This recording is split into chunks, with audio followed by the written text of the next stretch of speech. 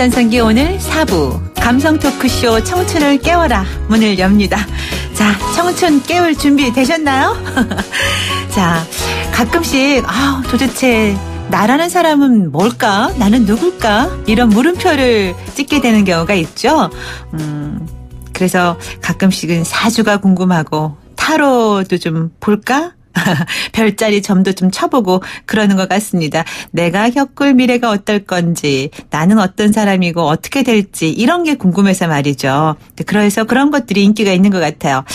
나에 대해서 내가 제일 많이 알 것 같지만 의외로 그렇지 않은 경우가 많죠.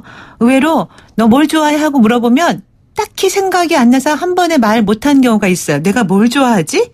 심지어 음식까지도요.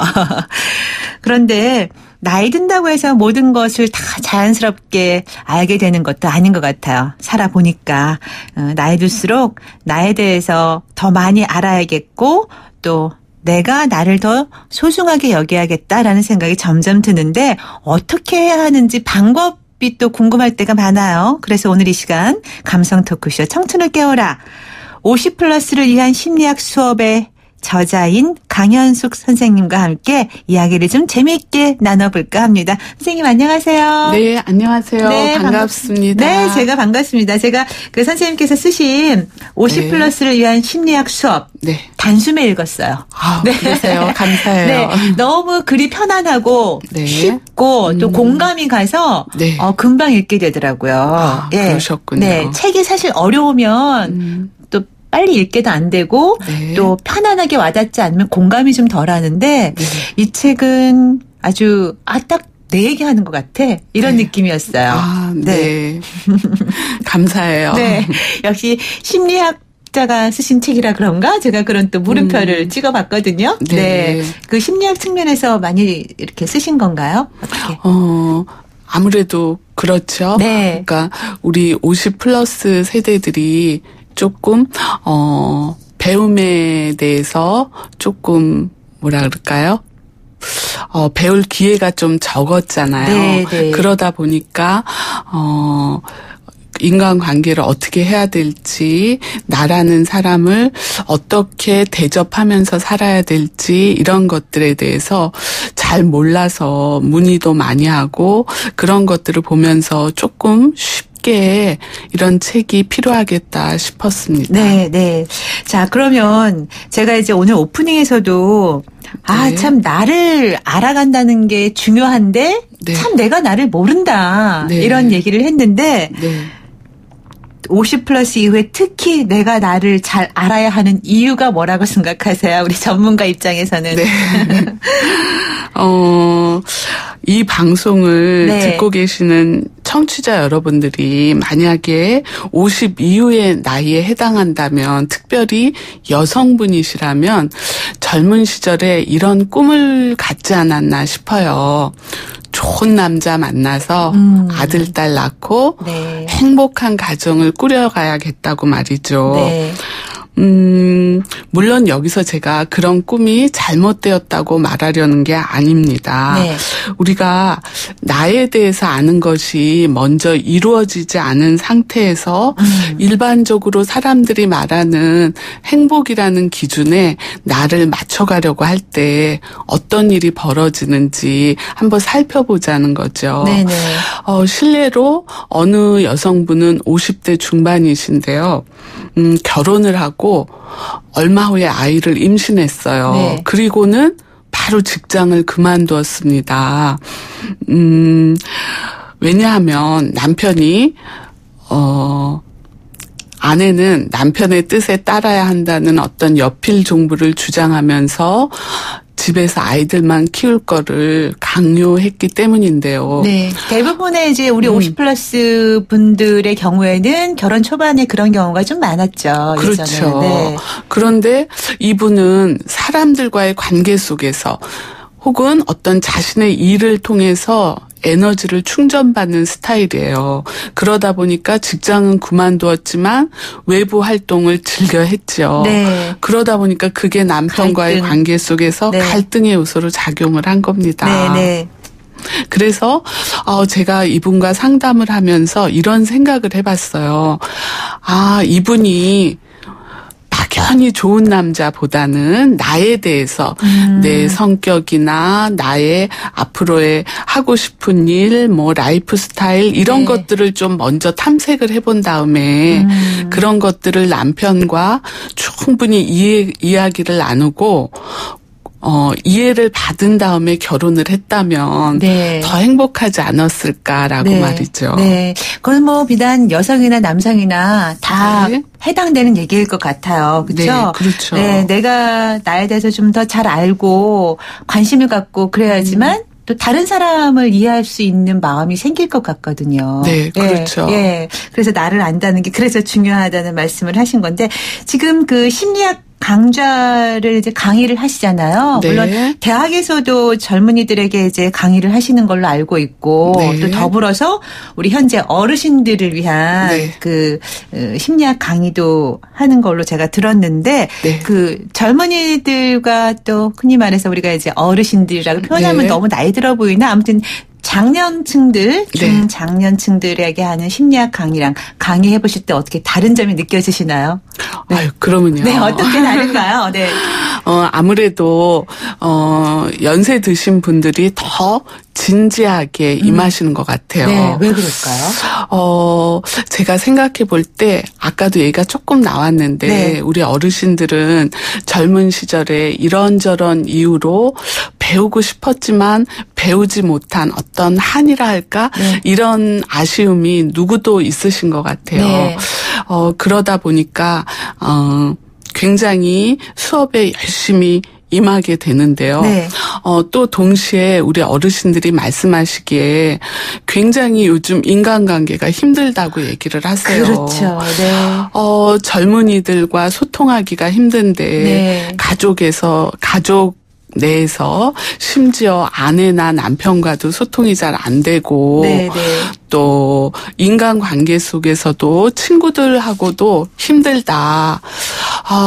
심리학이 인간에 대한 공부를 하는 것이라는데 우리도 좀 인간에 대한 이해, 공부를 하고 싶다. 이런 말씀을 하시더라고요. 네. 그래서 이제 아무래도 자신의 살아온 경험을 비추어 봤을 때 내가 요때 이랬으면 이렇게 했었으면 어땠을까 하는 그런 생각도 있고 앞으로는 좀 이게 다르게 좀 살아야 될 텐데 하는 마음이 젊었을 때보다 더 간절해서 그럴지도 모를 것 같아요. 그렇죠. 그렇지만 구체적으로 이제 심리학 강좌에서 어떤 것들을 배우게 되나요? 그 어른들은. 그러니까 이제 저희가 그 대학생들이 심리학 개론 시간에 배우는 것과 많이 다르지는 않는데 특별히 어르신들을 대상으로 하다 보니까 우리가 왜 그 사람마다 단계에 해야 될 일들이 있잖아요. 그거를 우리가 심리학 용어로는 발달 과제라고 하고요. 그런데 노년기의 발달 과제는 여러 심리학자들이 자아 통합이라는 용어를 써서 이야기를 해요. 그런데 자아 통합이란 것은 뭐냐 하면은 이제 우리가 삶을 참 산 넘고 산 넘어 힘들게 살아들 오셨잖아요. 물론 기쁜 일도 있었고 죽을 만큼 힘들었던 일도 있었고 그렇지만 지금까지 살아온 삶들을 돌아보면서 이렇게 잘 견디고 살아온 나를 칭찬해주고 또 내 살아온 삶에 의미를 부여하고 그래서 앞으로 남은 삶을 좀 더 행복하게 보내시는 것이 바로 자아 통합이고 그것이 노년기의 발달 과제라고 볼 수가 있는데요. 아무래도 어르신들을 대상으로 하다 보니까 모든 심리학 이론들을 다 강의한다기보다는 그렇게 어르신들이 자아 통합을 이루실 수 있도록 돕는 이론들을 중심으로 강의를 하게 되죠. 자아 통합. 결국은 이제 나를 잘 알 수 있도록 한다는 말씀이시죠. 그렇죠. 그게 이제 굉장히 중요하다는 얘기인 것 같은데. 나를 아는 게 중요해요. 어떻게 말씀을 드리면 좋을까요? 우리가 나를 안다는 게 중요한데 나를 알려면 어떻게 해야 되는지 무엇을 알아야 나를 알아가는 건지 이게 의문이에요. 그러시군요. 아까 우리 진행자님이 처음에 멘트에서도 소개가 되었는데, 제가 수업 시간에 학생들에게 물어요. 물론 이제 그날 수업과 관련이 돼서이죠.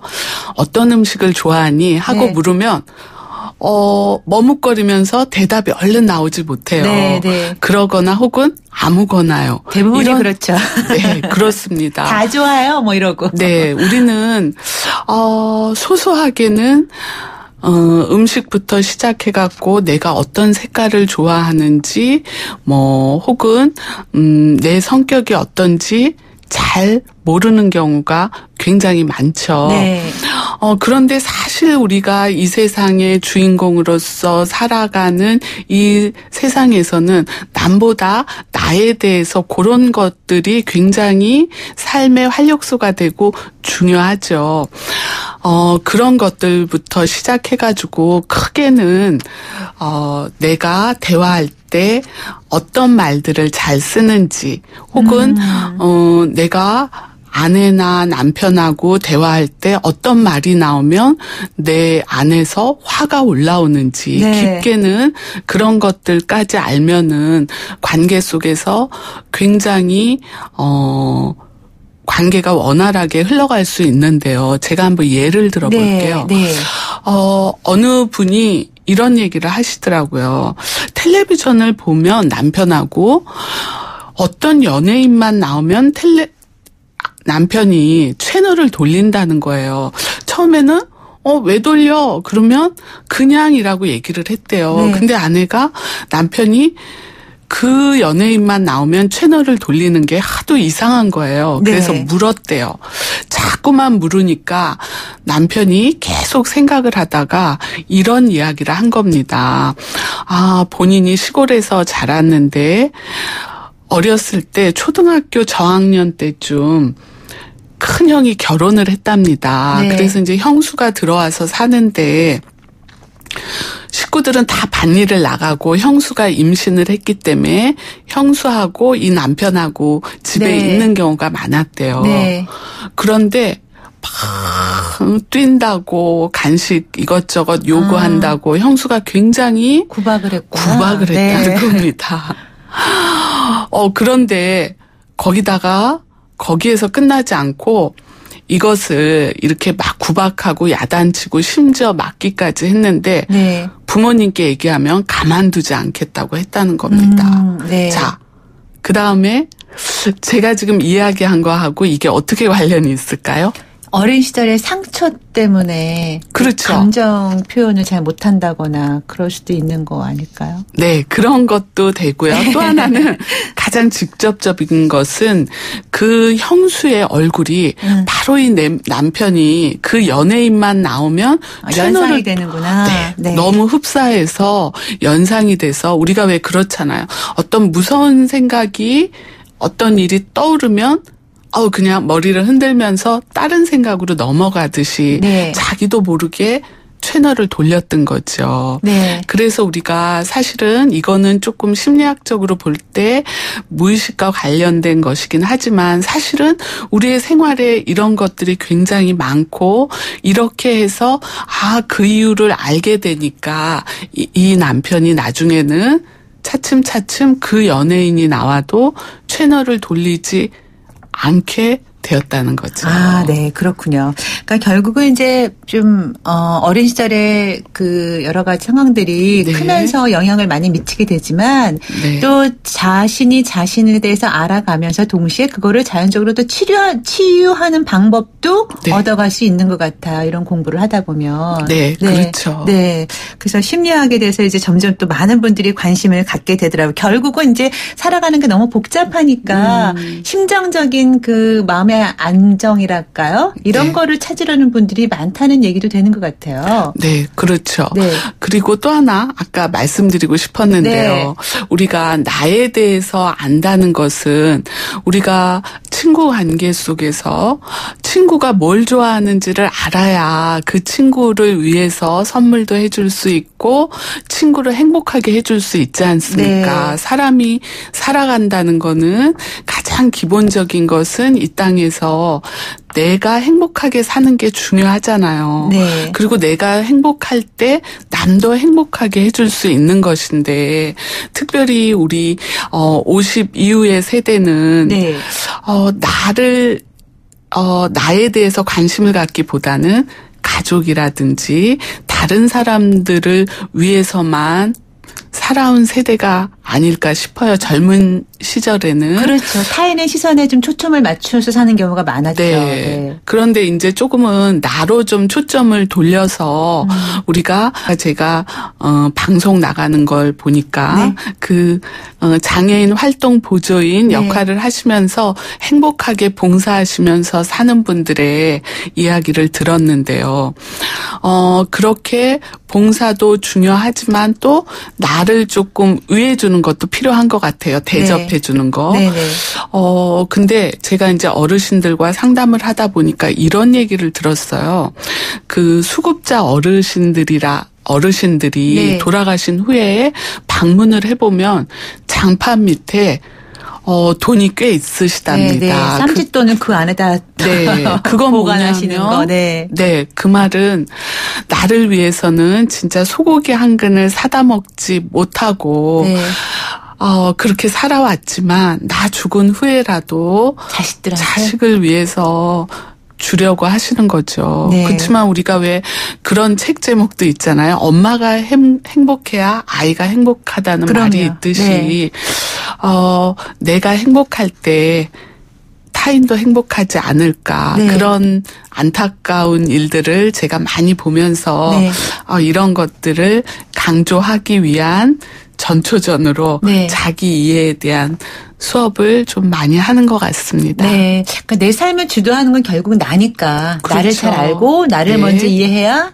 다른 사람에 대한 배려도 할 수 있고 이해도 할 수 있다는 말씀이시죠. 그렇죠. 네. 근데 저희 이제 50 플러스 이후, 그러니까 50 플러스 연령층들이 저희 프로그램을 많이 이제 응원을 해 주시는데요.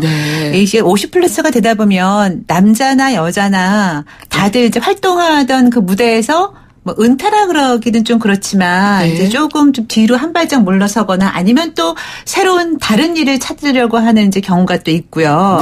특히 남자들도 뭐 갱년기가 온다고 하는데 여성들의 경우는 갱년기뿐만이 아니라 폐경기까지 겹치면서 본인이 너무 힘들어하는 시기잖아요. 그렇죠. 그렇다 보면은 내가 힘드니까 배우자나 상대에 대해서 이해하고 이렇게 좀 배려를 하기가 쉽지가 않은 거거든요. 주변에서 그런 경우 많이 보셨을 것 같은데. 그렇죠. 참 어떻게 해야 될까 이럴 때. 참 쉽지 않은 것 같아요.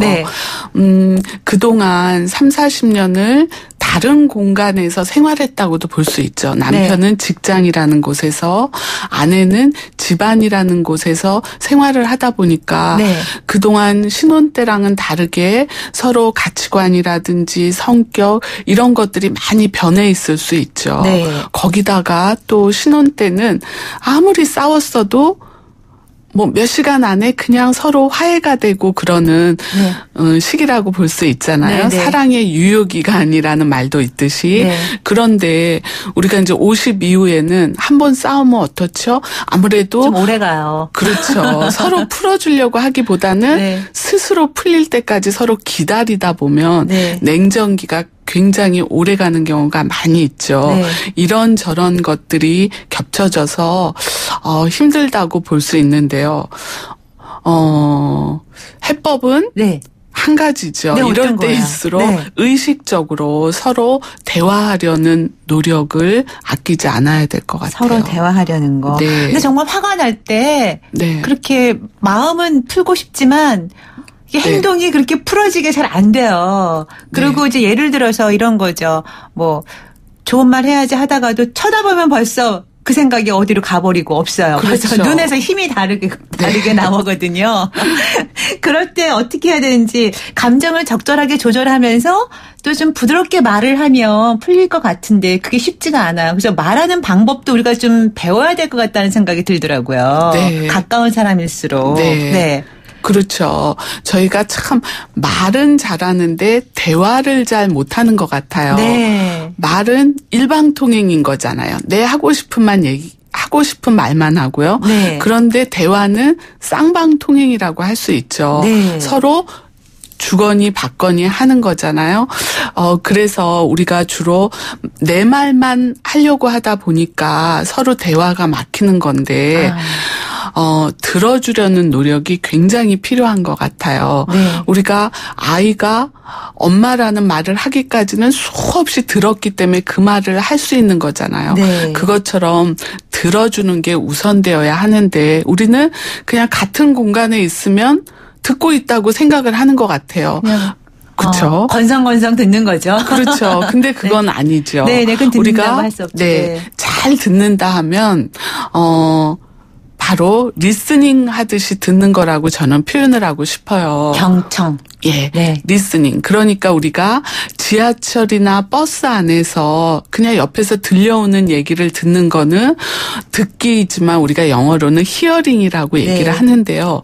학생들이 왜 수능 시험이나 학교에서 영어 듣기 평가를 할 때 듣는 게 바로 리스닝에 해당을 하죠. 네. 바로 듣기 평가할 때처럼 제가 다른 곳에 주의 집중하지 않고 오로지 상대방의 말에만 주의 집중해서 잘 들어준다면 그러면 상대방이 원하는 바를 알 수도 있고 듣다 보면 자연히 위로의 말, 공감의 말을 하다 보니까 말 꺼냈다가 또 당신 말만 해 하면서 네. 부딪히고 또 싸움이 반복되고 하는 일을 조금은 막을 수 있지 않을까 싶어요. 네. 근데 참 그게 정말 말씀하신 것처럼 하면 참 좋은데 이해하고 네. 공감하면서도 실전에서는 또 그게 잘 안 되더라고요. 그게. 그렇죠. 왜냐하면 감정 조절이 안 돼서 그런 것 같아요. 다 네. 알고 좋은 말, 바른 말 부드럽게 하고 내가 좀 톤을 낮춰서 얘기를 해야지. 좀 한 네. 템포 쉬었다가 얘기해야지 하다가도 네. 감정이 이렇게 싹 내려가지가 않는 경우가 있어요. 그 감정 조절하는 법도 좀 배워야 되겠죠? 어떻게 해야 그렇죠. 되나요? 우리가 어떤 감정이 생겼을 때 네. 물론 그거를 말로 해서 푸는 게 가장 좋죠. 네. 그 내 감정이 이러이러한 솔직하게 표현하는 거. 그렇죠. 네. 그렇지만 우리가 모든 상황에서 모든 상대방에게 그 내 감정을 표현할 수 있는 건 아니죠. 그렇죠? 네, 어렵죠. 그렇죠. 직장 상사라든지 네. 시어머님이라든지 나보다 좀 윗사람일 경우는 쉽지 않은데 그럴 때 저는 이런 얘기를 하고 싶어요. 전달은 못하더라도 발산이라도 하면 내 감정이 마음속에서 내 감정을 쌓아두는 게 아니기 때문에 마음이 감정이 조절될 수 있다는 거죠. 근데 발산을 또 아무 데서나 함부로 할 수는 없잖아요. 더 악화될 수 있으니까 어떻게. 그렇죠. 혼자 있을 때? 그러니까 이를테면 감정이라는 것은 네. 에너지라고 할 수 있고 네. 속에 넣어두면 나중에 네. 폭발이 되잖아요. 자꾸 쌓아놓으면 안 되죠. 그렇죠. 네. 그러니까 발산을 해야 되는데 요즘 그러니까 아무도 없는 방에서 소리를 지를 수도 있고 네. 베개를 두드리면서 그 상대방이라 생각을 하고 욕을 해댈 수도 네. 있고 네. 산책을 하시면서 나무에다 대고 이야기를 하실 수도 있죠. 네. 또 우리가 운동을 하고 나면 그 감정 에너지가 함께 빠져나간다고 해요. 그러니까 운동을 하고 나면은 기분 전환이 된다고 하는 건데 네. 그래서 저희가 운동을 하는 것도 일종의 방법일 수 있죠. 네. 그리고 실컷 우는 것도 감정이 빠져나가는 발산시키는 하나의 방법일 수 있고요. 네. 그래서 요즘 많이 유행하고 있는 웃음 치료, 미술 치료, 음악 치료 이 모든 것들이 다 네. 일종의 감정을 발산시키는 방법들이라고 할 수 있습니다. 네. 그러니까 이제 나이 들수록 다른 것보다도 감정에 좀 솔직하면서 동시에 네. 발산도 좀 혼자 네. 있을 때라도 하면 좋고 열심히 그렇죠. 그게 어떤 방식으로든 간에 음악 미술 네. 운동을 통해서라도 그리고 이제 상대방과의 이야기할 때 잘 네. 들어주는 자세 공감하고 맞장구 쳐주고 네. 그런 그렇죠. 자세가 필요하다는 말씀이신 것 같은데요. 네. 끝으로 그러면 저희 50+D 활기찬 제2의 전성기를 보내려면 이렇게 하면 좋습니다 라고 응원의 메시지 한마디 좀 부탁드릴까요? 그 영화 네. 버킷리스트라는 걸 보면 이런 장면이 나와요. 우리가 죽어서 영혼이 천국의 문 앞에 이를 때는 네. 신이 두 가지 질문을 한답니다. 당신은 이 땅에서 행복하게 살았는가? 즉 기쁨을 찾았는가? 네. 또 하나는 당신은 다른 사람에게 기쁨을 주는 삶을 살았는가? 이 질문에 대한 답의 여하에 따라 천국에 갈지 말지가 결정된다는 그런 대화 장면이 나오는데요. 네. 우리 50 플러스 이후의 세대가 정말 기쁘게 제2의 인생을 살았으면 좋겠습니다. 네. 그런데 기쁘게 사는 중에 배움의 기쁨을 많이 경험하셨으면 좋겠고요. 네. 배움의 기쁨 중에서도 나를 알아가는 기쁨을 경험하신다면 네. 자연스럽게 남도 행복하게 해주는, 남에게도 기쁨을 주는 그런 삶을 살게 되지 않을까 싶습니다. 네, 오늘 힐링이 되는 좋은 말씀 잘 들었습니다. 고맙습니다. 네, 감사합니다. 감성 토크쇼 청춘을 깨워라 50 플러스를 위한 심리학 수업의 저자 강현숙 씨와 함께 이야기 따뜻하게 나눠봤습니다. 네, 당신의 전성기 오늘 이렇게 해서 목요일 순서 다 마칠 시간이 됐는데요. 오늘 끝곡으로는 저희 애청자분 가운데 5016님께서 신청해 주신 김광석의 일어나 저희가 준비했습니다. 노래 띄우면서 저는 물러갈게요. 내일 아침 10시 20분에 다시 오겠습니다. 지금까지 김명숙이었어요. 여러분, 오늘이 가장 젊은 날입니다.